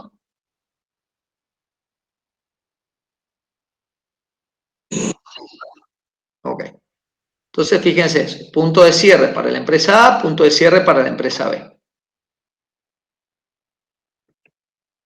La curva de oferta del mercado a corto plazo se obtiene sumando las cantidades ofrecidas por todas las empresas a cada uno de los precios. El proceso es de suma horizontal, ¿sí? Que es lo que les explicaba recién. ¿Bien? Bueno, la cantidad ofrecida a corto plazo en un mercado perfectamente competitivo aumenta cuando sube el precio del mercado por dos razones. La curva de oferta de cada empresa tiene pendiente positivo y por ende cada una ofrece mayor cantidad y al mismo tiempo en la medida que el precio sube también se van incorporando mayores empresas. ¿Por qué? Porque en la medida que el precio aumenta lo que ocurre es que aquellas empresas que no eran suficientemente eficientes ahora los precios le empiezan a cuadrar. Miren, lo vamos a llevar a un ejemplo que pasa mucho en la minería. Cuando los precios... Sí. No entiendo lo que dice con el proceso de suma horizontal. Y fíjate que esta curva que está acá, la de la industria, no es otra cosa que una suma horizontal entre la A y la B. Es decir, si yo sumo horizontalmente, para este precio P1, la cantidad es esta que está acá. O sea, ¿la alcanzás a ver? Sí. Bueno, entonces esa es la que estoy dibujando acá. Cuando voy a este punto acá, entre P1 y P2, tengo esta cantidad, y acá no tengo nada. Entonces, dibujo esa cantidad. Cuando ya voy a este P3, tengo toda esta cantidad que produciría la empresa A, más toda esta cantidad que produciría la empresa B. Entonces, toda esa suma de A más B es este punto que está acá. Ah, bien. ¿Se entiende? Ya está. Entonces, vos lo que estás haciendo es una suma, pero una suma horizontal, digamos, ¿sí? Sí, sí. Y esa suma horizontal es lo que yo te explicaba recién, que en la medida que los precios vayan subiendo, van a ir agregándose más empresas y en la medida que el precio vaya disminuyendo, hay varias empresas que se van a ir retirando del mercado porque el precio no les va a dar para cubrir sus costos, ¿no? Ahora, miren lo que pasa. Esto se ve muchísimo en la industria minera, que la industria minera es una industria perfectamente competitiva y supónganse, vamos a ver el mercado del oro. Cuando el precio del oro está por debajo de ciertos valores, no sé, vamos a tomar, por ejemplo, 800 o 700 dólares la onza de oro, normalmente el costo de producir oro para las empresas grandes que ya tienen montada la planta, que tienen mucha guita, como pueden ser Barrick, Newmont, Glencore o, bueno, cualquiera de las empresas grandes, ellos pueden, dependiendo del país y dependiendo el proyecto, porque no todos los proyectos son iguales y todos los países tienen impuestos distintos y condiciones distintas, pero, por ejemplo, pueden rondar entre los 400, 500 dólares por onza, ¿sí? Por onza de oro. ¿Qué es lo que ocurre? Si la onza de oro vale 800 dólares, bueno, ellos producen y van a tener un beneficio positivo. Pero a 800 dólares la onza, hay muchas empresas que no tienen, digamos, la eficiencia productiva que tiene Barrick, que tiene Newmont, que no les da el precio para entrar en el mercado. Entonces, ni están. Cuando el precio del oro empieza a subir, como ha sido en este último tiempo, y el precio del oro empieza a subir, no sé, a 1.000, 1.200, ha llegado hasta 2.000 dólares el precio de la onza de oro, cuando eso ocurre, las empresas empiezan a sumarse. Y por eso es que hoy en el mundo se está viviendo un boom de la minería. Empezó este año y esto va a estar seguramente por unos 4, 5 o 10 años seguramente, excepto que haya alguna crisis internacional que sacuda a la economía a nivel mundial, digamos, ¿no? Pero lo que va a ocurrir es lo siguiente. Durante años, la demanda de ciertos minerales, de ciertos minerales ha ido aumentando. El oro, el cobre, la plata, el litio. Y lo que ocurre es que la oferta ha estado estancada, porque el precio del mineral por ahí no justificaba o no hacía que muchas empresas ingresaran a producir. Es decir, si el precio está en 800 onzas, produce Barrick, produce Glencore, produce Newmont, producen algunos otros más y nada más. Y entonces la oferta queda en un determinado monto, no sé, 800 toneladas de oro por año. Pero la demanda, cuando es de 600 y la oferta de 800, el precio está bajo. Cuando la demanda pasa a ser 800 y la oferta 800, ya estamos en un equilibrio. Y cuando la demanda empieza a ser 1000 y queremos con la oferta alcanzar esa demanda, el problema es que en la minería ese proceso demora 7-8 años. ¿Por qué? Porque que las empresas empiezan a invertir en proyectos, que ese proyecto pase a prefactibilidad, después a factibilidad, después se empiecen a hacer se transforma en mina, se empieza a volar la montaña o a hacer los túneles correspondientes, se empieza a extraer el mineral, se empieza a lingotear, se empieza a hacer todo el proceso productivo, eso lleva 7, 8, 9 años. Y entonces la oferta va a necesitar de ese tiempo para poder alcanzar la demanda. Y mientras la oferta no alcance la demanda y la demanda siga creciendo, siga creciendo, siga creciendo, ¿qué creen que va a pasar con el precio? Va a seguir aumentando. Va a seguir aumentando y en la medida que el precio siga aumentando, van a entrar cada vez más empresas o más actores a querer producir. ¿Por qué? Porque mientras mayor sea el precio, el que no era eficiente cuando la onza de oro costaba 800, pero ya empieza a costar 1000, 1200, empiezan a aparecer todos esos que por ahí no eran tan eficientes, pero a $1.200 sí me sirve. Y si sigue subiendo a 1.400, a 1.600, a 1.800, empiezan a aparecer inclusive los otros que eran recontra ineficientes, pero que a 1.800 les sirve. ¿Se entiende? Y eso es lo que ocurre en los mercados. Y este es un claro ejemplo, la minería, de cómo se comporta esto que estamos viendo hoy. ¿Por qué? Porque la minería forma parte de una industria perfectamente competitiva. Y en la medida en la que los precios de los minerales aumentan, entonces todo aumenta. Pero la única forma en la que los precios de los minerales aumenten es porque normalmente hay escasez. Quiere decir que hay mayor demanda que oferta.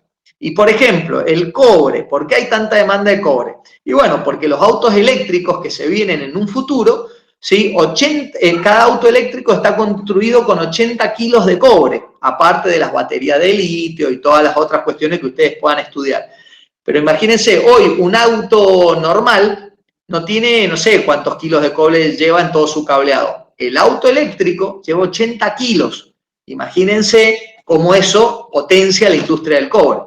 ¿Sí? Entonces, bueno, ese tipo de cosas son las que ustedes tienen que estar prestando atención. Lo mismo pasa con las baterías de litio o con el litio. ¿Por qué ha estado aumentando el precio del litio? Y bueno, básicamente porque los autos eléctricos van a demandar baterías de litio y esas baterías se hacen con litio. Bueno, entonces, en el momento en que empiece a explotar esto y que empiece a haber una demanda, o sea, que los autos eléctricos ya se fabriquen, se comercialicen, porque hasta ahora se comercializan pero muy poco, pero en la medida en que el mundo empieza a cambiar y se empieza a comercializar cada vez más, bueno, como la oferta de litio está creciendo, pero todavía no llega al mercado, cuando llegue al mercado van a ver que va a pasar el efecto contrario. Lo que va a pasar es que van a empezar a bajar el precio del litio y obviamente también van a empezar a bajar los valores de los autos eléctricos. ¿Sí? ¿Por qué? Y bueno, porque sus componentes van a empezar a ser más baratos. ¿Sí? Es decir, cuando la oferta de cobre alcance a la demanda de cobre, entonces va a tirar al precio de cobre para abajo. Va a tirar al precio del litio para abajo. Y eso va a hacer que el valor del automóvil sea menor. Y por lo tanto se puedan comercializar a menores precios. ¿Sí? ¿Queda claro el razonamiento? Sí. Ok. Bueno, desplazamiento de la curva de oferta a corto plazo. Esto ya lo vimos, ¿sí? Y básicamente nosotros podemos desplazar la curva de oferta o la curva de costos marginales hacia la derecha o hacia la izquierda, normalmente a través de ¿qué? De los factores, de la modificación del precio de los factores variables o de la tecnología. ¿Qué quiere decir la modificación del precio de los factores variables? Materias primas, los sueldos, ese tipo de cosas, ¿no? Ahora, si me varía un precio de un factor fijo, ¿ustedes creen que yo trasladaría la curva de oferta a la derecha o a la izquierda?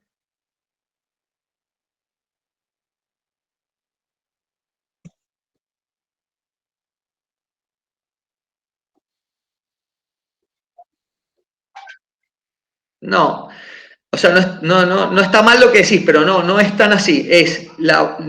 Cualquier variación de precio de los factores fijos no va a modificar en nada mi curva de costos marginales. No la va a mover, no la va a cambiar. Y te explico por qué.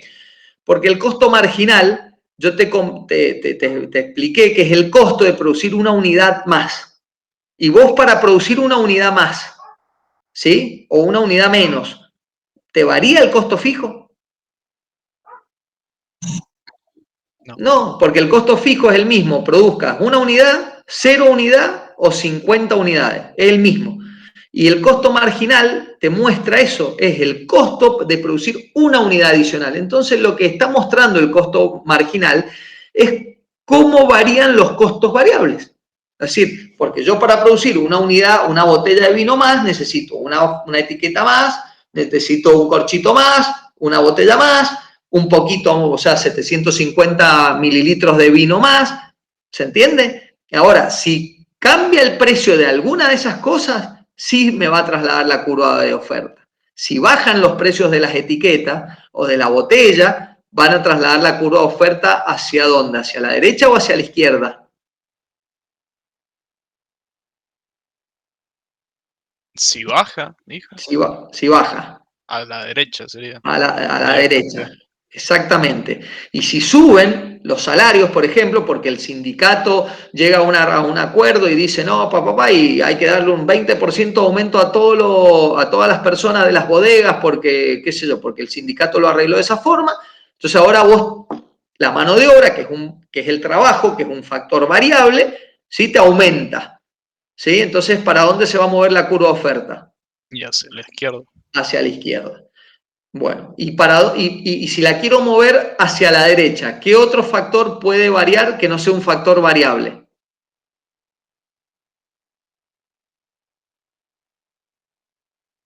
Sabemos que un factor fijo no va a mover la curva de costos marginales o la curva de oferta, pero ¿qué otra cosa la puede hacer variar? ¿Qué es lo que dijimos más temprano? ¿La tecnología o...? La tecnología. ¿Qué quiere decir la tecnología? Vos vas a seguir gastando lo mismo, pero produciendo más. ¿Se entiende? Entonces eso logra que vos traslades la curva de oferta hacia la derecha, porque si vos a los mismos costos producís más cantidad, obviamente vas a poder comercializar esto, o sea, vas a tener la ventaja de comercializar una mayor cantidad, ¿se entiende? O de producir una mayor cantidad. Entonces, la curva de oferta siempre, y esto ténganlo presente, esto es en todo, en la macroeconomía, cuando veamos macroeconomía pasa lo mismo. La curva de oferta siempre se va a trasladar hacia la derecha cuando disminuyan los precios de los factores variables o cuando incrementemos la tecnología. Y se va a trasladar hacia la izquierda cuando pase lo contrario. ¿Se entiende? Cuando yo sea más ineficiente o cuando aumenten los precios de los factores variables, como puede ser el salario, que es el trabajo, los precios de mis materias primas, o cualquier, qué sé yo, o si yo estoy alquilando un tractor, me aumenten el valor del tractor, ¿se entiende? O si yo alquilo el campo en donde produzco, me aumentan el valor del alquiler del campo, ¿se entiende? Porque el campo es parte del factor variable, no es lo mismo, ¿sí?, que me aumenten el alquiler de una fábrica. ¿Se entiende la diferencia en el campo? Mientras yo mayor... A ver, no voy a entrar a complicarlo, esto ya es ser demasiado rebuscado, ¿no? Pero bueno, ¿queda claro el traslado de la curva de oferta hacia la derecha o hacia la izquierda? Sí. Ok. Bien. Bueno, esto es un poquito lo mismo que les expliqué recién, ¿sí? Bueno, y abajo dice, cuando las empresas adoptan nuevas tecnologías que permiten obtener mayor producción con un conjunto dado de factores, sus curvas de oferta a corto plazo se desplazan en sentido descendente y hacia la derecha. ¿sí? Bueno, esto es un poquito lo mismo. Ahora vamos a pasar a ver la decisión de oferta, pero a largo plazo, porque hasta ahora hemos estado viendo todo a corto plazo. Y yo ya les expliqué que existía una diferencia en economía entre lo que era el largo plazo y el corto plazo. Y la diferencia, ¿cuál era? Que en el largo plazo todos los factores fijos se variabilizan, ¿sí? Quiere decir que en verdad en el largo plazo ya no hablo más de factores fijos, sino que todos los factores son 100% variables. Y entonces dejo de tener esa diferencia entre costo variable medio y costo total medio, porque ahora todo es exactamente lo mismo. O sea, el costo total medio es en definitiva el costo variable medio porque no hay costo fijo medio, ¿sí? Entonces, también para determinar esto, para una empresa, lo que tenemos que hacer es hacer nuevamente las dos fases que ya aprendimos, ¿sí? La primera fase es la de determinar cuál es el nivel de producción óptimo y para eso vamos a buscar el punto en donde la curva de costos marginal, pero en este caso es de largo plazo, corta a la de ingreso marginal, que es el precio, ¿sí? Entonces ahí vamos a determinar cuál es nuestro punto de producción óptimo. Y en segundo lugar, vamos a ver si a esa cantidad que determinamos en esa primera fase, bueno, vamos a ver si el precio está por arriba de la curva de costos variables medio, o costos totales medio, porque es lo mismo, o está por debajo. Y acá no hay dos curvas, hay una sola. Entonces, ¿qué quiere decir si hay una sola? Y quiere decir que en el largo plazo, si el precio no supera el costo total medio, vamos a cerrar.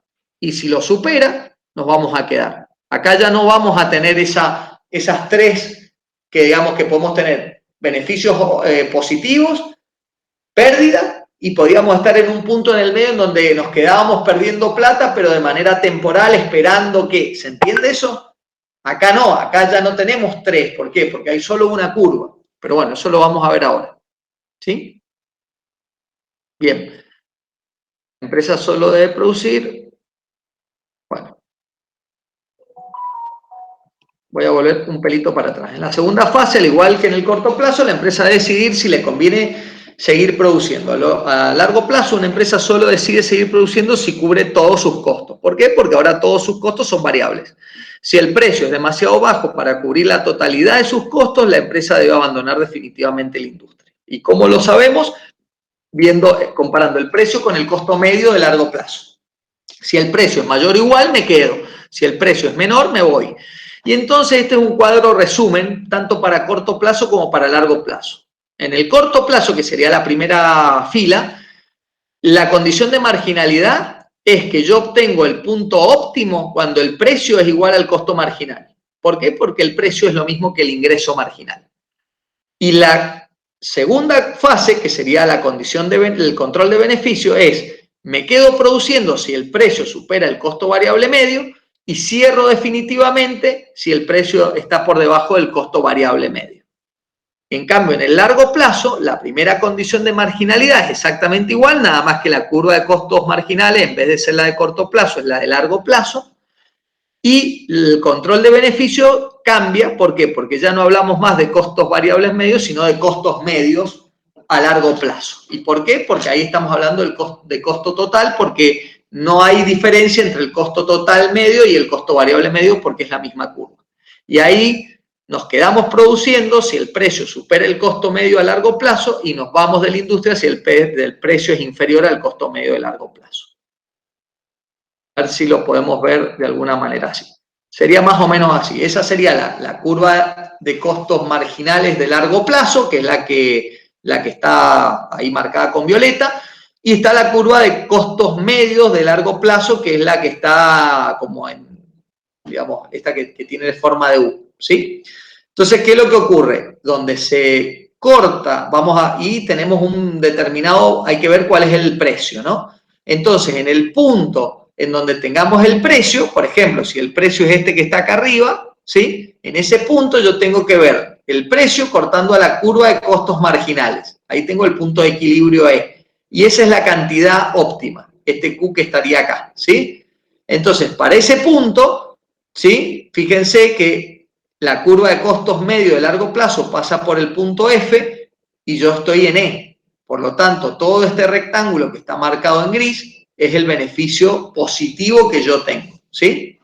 Ahora, muy distinto sería si el precio cayera a este PDA, a este precio PDA, porque la cantidad óptima estaría en QDA, y fíjense que estaría en ese punto, ¿sí? En un punto tal en donde yo inclusive estaría perdiendo algo de dinero. Entonces, bueno, esa es un poco, lo que primero tenemos que determinar es la cantidad óptima en donde se cruza el costo marginal de largo plazo con el precio, ¿sí? Que en este caso el precio es el ingreso marginal. Y luego, la segunda fase es saber si ese punto de equilibrio está por arriba o por debajo de la curva de costo medio y largo plazo. Si está por arriba, me quedo, si estoy por debajo, me voy del mercado, ¿sí? Bien.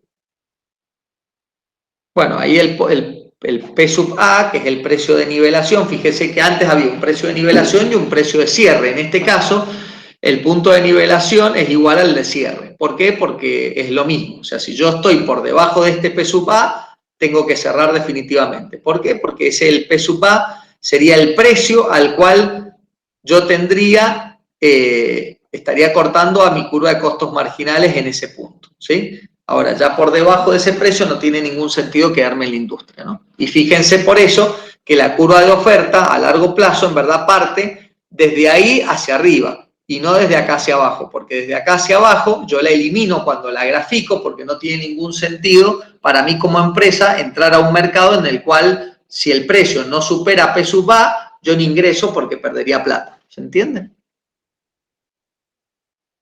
Sí, profe. Bueno, ya quedan 2 filminas y terminamos. Y bueno, obviamente acá habla un poco de que, dado que los factores son variables a largo plazo, bueno, los rendimientos decrecientes son menos importantes. Por eso es que la curva tiene esta forma, ven que esta U es como una U más tranquila, digamos. En cambio, cuando hacíamos la de costos variables y costos totales en el corto plazo, eran mucho más, una forma más de una parábola. Acá es como la curvatura es mucho más suave, ¿no? Y eso se debe a eso, a que la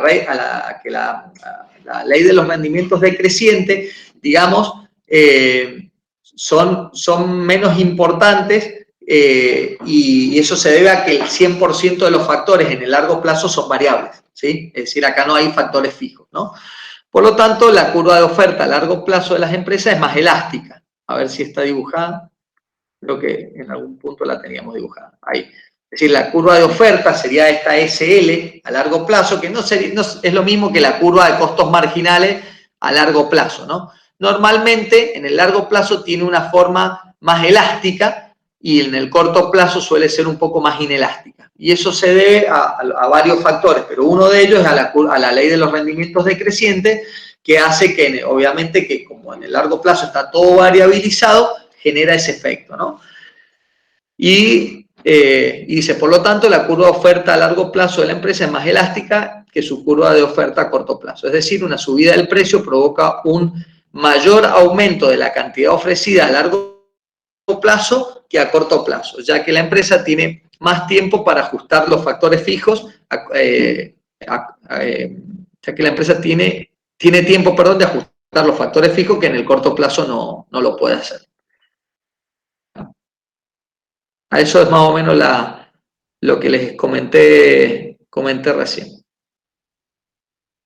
Bueno, y después entramos a la de mercado, ¿no? Que la de mercado es exactamente el mismo criterio, ¿no? O sea, tenemos que ahora sumar las curvas de ofertas de largo plazo de todas las empresas para generar la de mercado. Es exactamente lo mismo que vimos en el corto plazo, lo mismo en el largo plazo, ¿sí? Y por eso es que en el largo plazo la curva de oferta va a tener, de mercado me refiero, va a ser un poco más elástica, ¿sí? Eso es básicamente. Yo no recuerdo si tenemos mucho más para ver, pero creo que es la misma explicación. Bueno, acá está un poquito la explicación, digamos, de esto que les estoy diciendo, ¿no? Pero básicamente no hay diferencia en el largo plazo y en el corto, solamente entender que en el largo plazo el 100% de los factores están variabilizados, ¿sí? Entonces, inclusive les digo, en el largo plazo es mucho más sencillo el análisis porque no tienen que andar comparando con la curva con la curva de variable medio, digamos, de costos variables medios, sino que directamente trabajan con la curva de costos totales. Bueno, chicos, no sé si queda alguna consulta. Este tema obviamente se hace más sencillo cuando la unidad anterior la tenemos como por lo menos procesada o por lo menos le hemos pegado una leída, porque háganse la idea de que si no comprenden bien qué es el costo marginal, qué es el producto marginal, qué son los ingresos marginales, si esta clase por ahí les puede haber costado un poquito, tengan en cuenta que la que van a ver con Ariel la clase que viene les va a seguir costando, porque lo que van a ver es mercados imperfectos y monopolios. Entonces, bueno, ahí van a ver que cambia un poco en cómo se calculan los ingresos marginales, cómo se llegan a estos puntos de equilibrio, digamos, y cómo se determina cuál es la cantidad óptima a ofrecer en cada uno de estos mercados. Entonces, tengan presente, y les recomiendo, que el miércoles, cuando se conecten a las 8 de la noche con Ariel, por lo menos tratar de pegarle, aunque sea una repasadita o una lectura rápida, a lo que vieron conmigo la clase pasada, que es la función de producción y costos, y esto que hemos visto ahora, para que no estén tan perdidos cuando estén con Ariel en la clase que viene. Bueno, chicos, no sé si hay alguna consulta. Yo no, profe, esta presentación también la van a subir al aula, ¿no? Sí, yo ya se la mandé a Ariel para que la cargue, así que yo calculo que si ya no está cargada, la va a cargar en mañana, pasado mañana. Ah, bien. Pero sí, nosotros le vamos a cargar el 100% de las presentaciones que vamos dando en clase, se las vamos a ir cargando en aula abierta para que ustedes las dispongan.